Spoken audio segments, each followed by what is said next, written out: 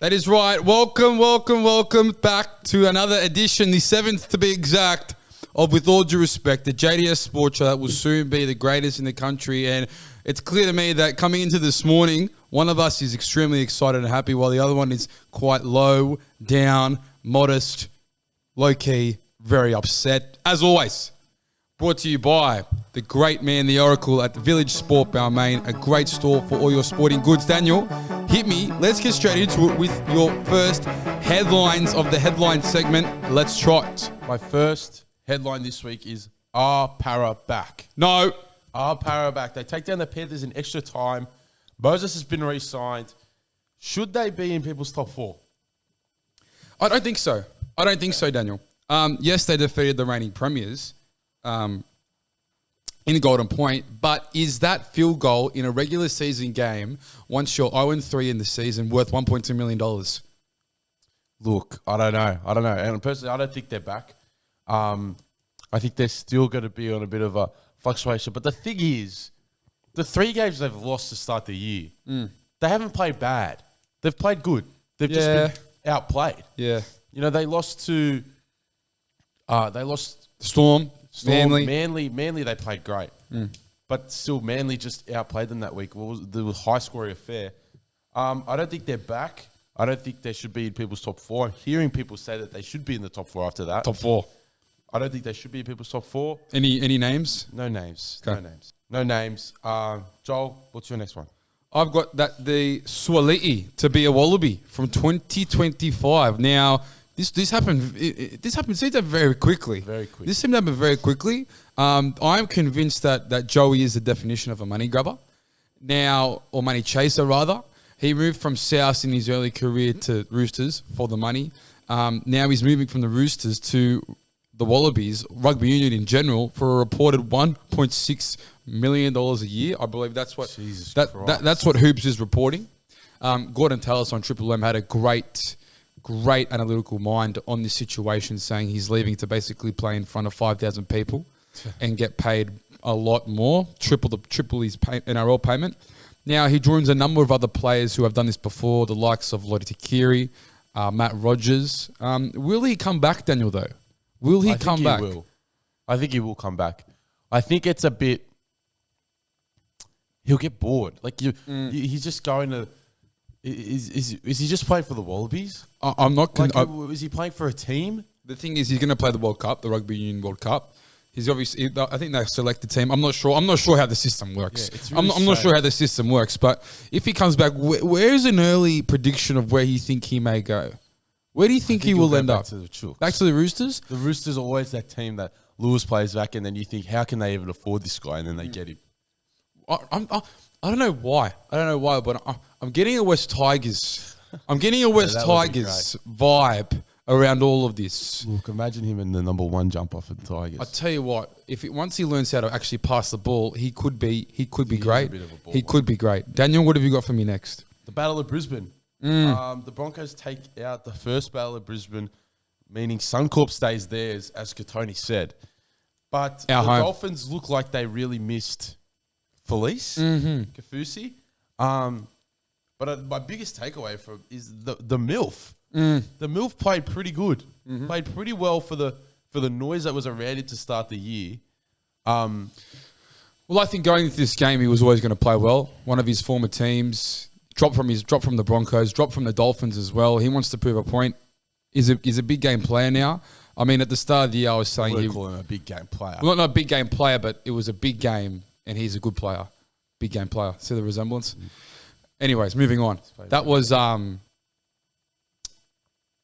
a big game player, but I think there was rumours that Katoa, yes, he was injured, but I was hearing he made it through the captain's run. But I think Wayne also wanted to leave him out due to the monstrosity of the actual match in general.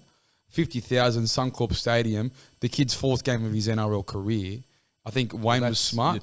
But if you're Katoa, you think, well, why aren't you playing? Yeah. That could be a bit of a riff in Dolphins camp. When Wayne speaks, you listen. The other thing I wanted to mention is that I didn't think it was going to be that close.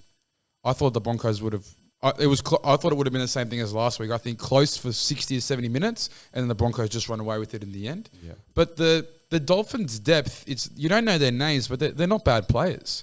Ray Stone was in there. Ray Stone's in there. There was a couple other debutants, NRL debutants. But I was really impressed with the Dolphins. I think Sean O'Sullivan now, torn pectoral muscle, I'm hearing it's 16 weeks out for Sean O'Sullivan. So Milford will obviously find a spot in that team. Along with Katoa when he comes back. But I think, Broncos, again, Katoni, like you said, Daniel, Katoni, it's our fucking home, and what a performance to get the win. They know how to win. Well, my next one, Daniel, is that the Storm have struck the Tigers to absolute rock bottom. Day 241 now since the West Tigers have been victorious in an NRL match. In an NRL match. That's close. It's getting close to a year. 200. I know what it's getting close to. 241 I know how long it's been. days. My goodness. Are you serious? We stink. Are you serious? We stink. The fact that your team has transformed completely in the off-season, and within the first 3 weeks, they're throwing spanners in the works left, right, and fucking centre. Watching the game, it's not even the team that's being changed around with Dewey and Coruscant and Staines. Dane Laurie. It's the coaching staff. Robbie Farah's supposed to be an assistant coach, and he's got the blue training shirt on running the waters. What's going on there? It's just the club is in shambles. I'll touch on my key points from the game before we lead on to yours, because I know you're very, very passionate about this game. Once again, Pez impressed. An outstanding future ahead. I'm just really upset that it's not going to be with the Melbourne Storm. He just won't fit in the system, but he is a talent. Not only does he look like Nathan Cleary, he's actually performing a lot like Nathan Cleary. The Tigers look lost. Daniel, Benji and Robbie, I think they may end up stabbing Sheens in the back and telling him to go, because his style of play does not suit today's game. It's not even a style of play. It's rubbish. The speed of which they play. That's the thing. And on the speed, there was an emphasis on attack through the off season. They're going to play a bit of eyes up footy, throw the ball around. And it was there. It was there in the trial game against Canberra. Watching that game, you'd think we were top 8 locks. And then round 1, it's just gone. I don't know what's happened. Tell me what you took away from the game, Daniel. We stink. The line speed on attack is just not there. It's like we are a grade below the other 16 teams in terms of line speed. Yep. The attack is so slow. Yeah. So slow. Brooks constantly takes the wrong option. Throws passes to decoy runners. The first, it was 2-0. Storm were up 2-0. Which I was surprised we took the first 20 minutes, it should have been 12-2 at least to the Tigers. So many bomb tries. There was one where Luke Brooks passed, I don't remember who was which centre it was. They were running a decoy. The winger was open. And then Luke Brooks passed to the centre, and the centre, you see the centre going like this. Go over me. It was a bomb try on the line. And even the last tackle options, like, we scored our first try, and then Luke Brooks puts up a bomb from 30 out, and it's a 20-metre restart. Man, he catches it in goal. It's a 20-metre restart. It's ridiculous. Brooks has been in the league for 10 plus years now, Daniel. It's his 12th year as a Tigers player. The fact that we're still waiting for him to impress, to improve, to perform, it's a joke. I don't know why it's taken 10 years for the Tigers to perhaps make a decision to perhaps let him go. Let him go.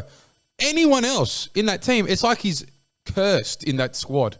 Anyone else, you put any other halfback in there, I think you get different results. I'm hearing Pezzett for Nofaluma could be on. No, look, hearing Pezzett for Nofaluma this year could be on. Wouldn't say Do no. I like it? I don't like it because it's like Harry Grant. Pezzett could come in and change the club, but then he's gone again. I think they'll obviously, in the Tigers' case, they should definitely look at signing Pezzett long term after the trade. I agree. As you said last week. But yeah, who do the Tigers have this week? Brisbane. Oh my God, Brisbane. Fucking hell! I mean, I think the last time they played there, they did win the Tigers though. They did at Suncorp. Do I think they'll win this week? No, I want to say tipping Brisbane 50 plus. Now, last week, Daniel, successful segment. Latrell Watch is back, and this week it was a gutsy effort from South Sydney, 13-12. In remembrance of the great Sattler. It was a great performance from both teams, a high-performing game. But Latrell Mitchell. They defeated Manly, but Trell underperformed once again. I'm hearing I'm not a fantasy man. I'm not a super coach man, but I'm hearing he scored around 20-25 points, which is extremely low. Extremely low. In the matchup, you're going against Tom Trbojevic. I think Tom Trbojevic, yes, he didn't play a great game, but he played a much better game than Latrell. I think he won that matchup convincingly. His performance was that bad. He had to give up the game-winning moment, the game-winning clutch field goal moment to his halfback in Lockie Ilias, who hasn't even played 15 NRL games. Latrell tried to kick a field goal. It missed everything, and it didn't even go higher than 10 metres. He tried, but he failed. Nothing on Lockie Ilias. I tell you what, he stepped up to the moment. The field goal never looked like missing as soon as it touched his foot. Yeah. Melbourne next week. Before I get into Melbourne next week, the Troll meter, I'm going to give it a 1 out of 10 performance for the Troll meter. Very harsh. Very harsh, but because I know what Latrell can do. I know. You can't expect a 10 out of 10 every week. I'm not expecting a 10 out of 10. I'm expecting a 7. Sounds like you are. They win against Manly, who haven't lost a game. I'm expecting more than a 1, Daniel. Because I feel for the South Sydney Rabbitohs fans, because like I've said it so many times, Latrell needs to play well for South to go far in this competition. They play Melbourne next week. Now, Latrell will probably kill us. He will probably kill us. I don't know anyone in this Storm team currently that will be able to tackle Latrell Mitchell. So I am expecting a very good performance on the weekend from Latrell Mitchell against my beloved Melbourne Storm. Will I enjoy watching it? No, but will it most likely happen? Unfortunately, yes, Daniel. And that is Latrell Watch for this week. So what did you give him last week? A 2? 2 out of 10. So he's on 3 out of 20 for the year. 3 out of a possible 20 points, Daniel. Correct. Ridiculous. That's ridiculous. Speaking about ridiculous, Daniel, that's not too ridiculous. Let's jump into That's Not Ridiculous for this week, where we take you through our takes for the week and the future ahead. Daniel, hit me with what you've got first. My first one leads off from our West Tigers discussions. And the man in the number 7 jumper, Luke Brooks. My first take is that Luke Brooks needs to be benched immediately.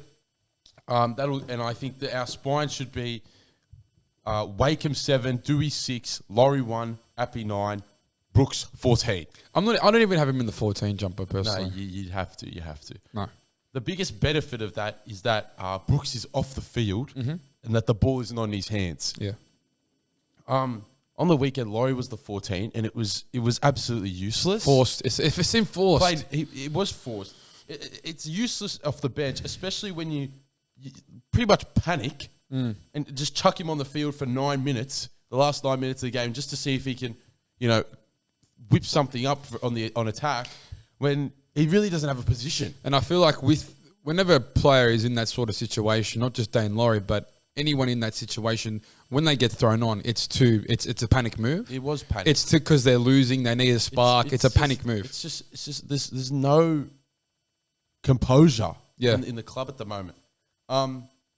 There's no like Tim Sheens doesn't even sit in the coach's box; he sits on the bench. I'm worried about his vision as well, and I don't know how he sees what's going on. Yeah, I just imagine him turning to Dane Laurie with 9 minutes and being like, "Go on, go on, and win us this game." How's he going to do that, Tim? It's an odd pair of eyeballs for sure. Ridiculous. It is ridiculous. That's my first take. That needed to be said. Joel, what's yours?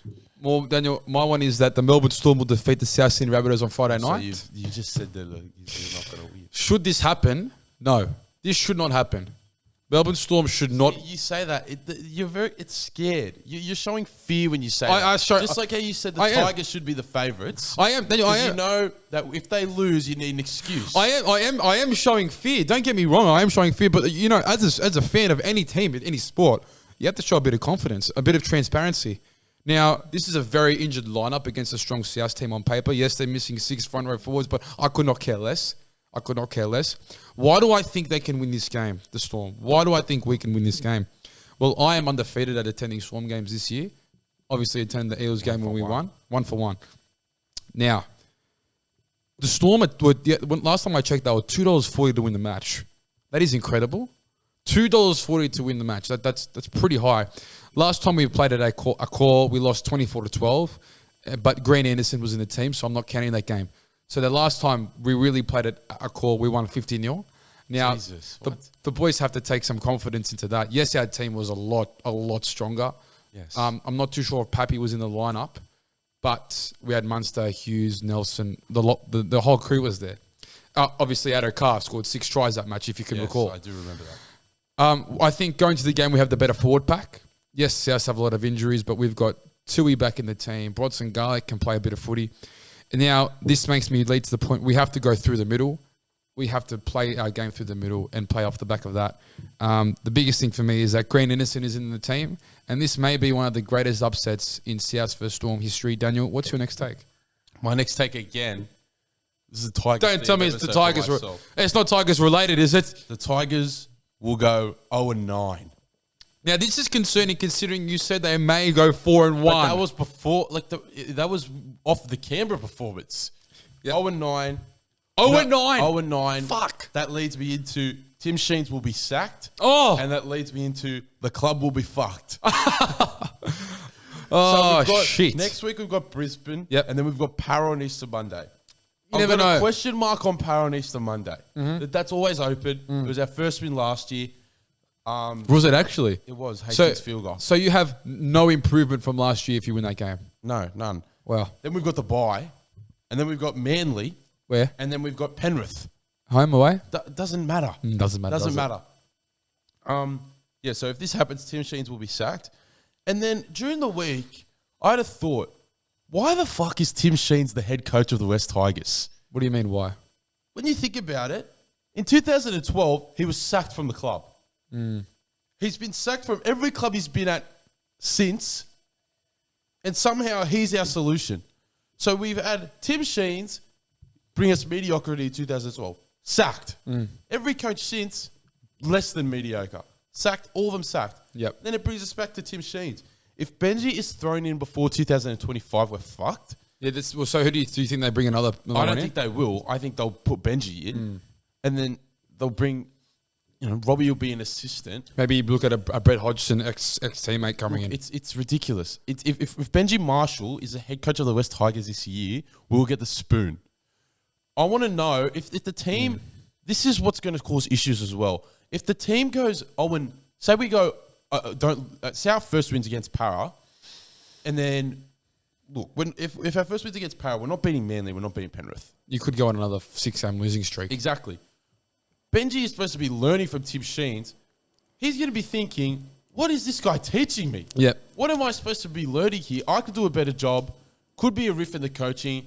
Tim Sheens will be out, and it'll probably be the biggest letdown in the history of the Tigers club. The biggest headline coming out of Tim Sheens' appointment last year with Benji and Robbie assistants was that the club finally had some direction. And I'll tell you what, that was the wrong direction, it seems like.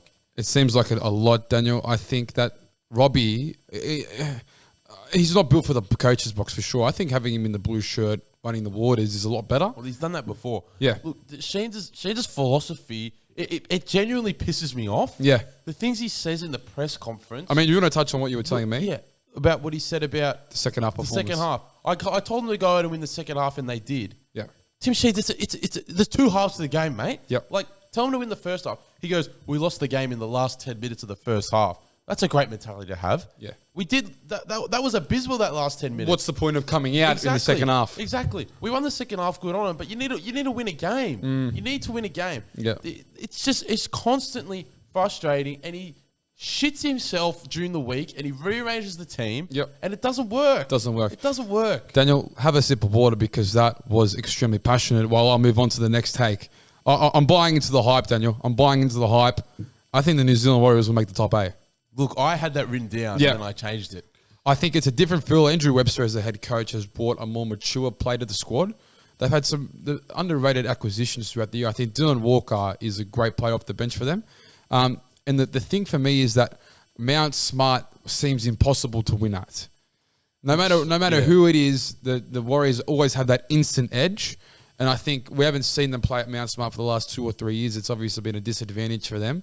But playing at home in New Zealand, it's a great advantage for them. And I think that the teams that may make it over them that we might have had in our 8, like the Dolphins, teams like the Raiders, they're underperforming. The Dolphins have 16 weeks without their halfback. Yeah. And that's going to be a test. It's going to be a great test. No one had him in their top 8 at the start of the year, but they're looking likely. The Raiders, I mean, they lost to Newcastle over the weekend. Yeah, you can't be doing that. You can't be doing that. I think in our tipping comp, in Mum's tipping comp, no one tipped the Knights. Nobody tipped the Knights. Now, obviously, it's never certain these days, but you can't be losing to the Knights after coming off a great win against Cronulla the week before. And one of the other big things is that the Origin period, they will benefit from mostly. I think those teams, obviously the Dolphins, Broncos, Sharks, Raiders even, will have multiple players in that Origin squad, in that Origin series. So I think if they get a couple of wins during that period and some other teams lose, you never know. You honestly never know. And it'd be great for rugby league. It would. I did have that written down. I think, like, Sean Johnson he's playing like he hasn't played for the past, say, 3 years. Yeah. He's playing very well. Watching that game yesterday, I think they were down 14-6. They were definitely down. Yeah. They were it was down. a comeback win. Yeah, it was. But, like, the Montoya is... Freak. He's amazing. He bulldozes everyone on that wing. He's a bit of a Manu Vatuvei replica. But, yeah, look, Mount Smart is for sure a fortress. It's probably what Leichhardt should be.